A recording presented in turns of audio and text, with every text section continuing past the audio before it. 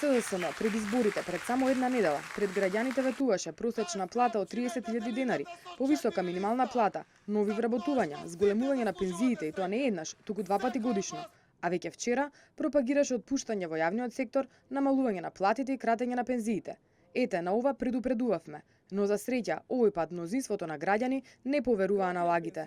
Тоа е единствената позитивна страна од сето ова, изјави на денешната пресконференција Кирил Миновски, член на извршниот комитет на ВМРО-ДПМН, како одговор на интервјуто на Никола Поповски, поранешен министер за финансии и пратеник од СДСМ, кој најави дека се неопходни реформи и корекции на платите и пензиите.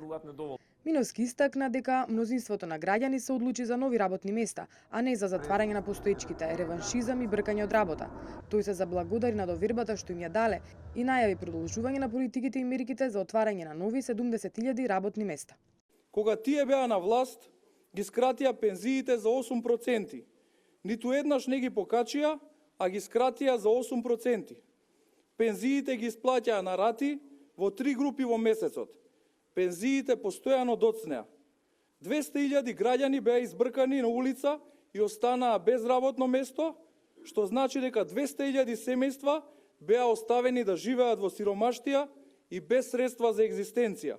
Новата влада, предводена од ВМРО-ДПМН, ја зголеми просечната пензија за 70%, а најниската пензија за дури 90%.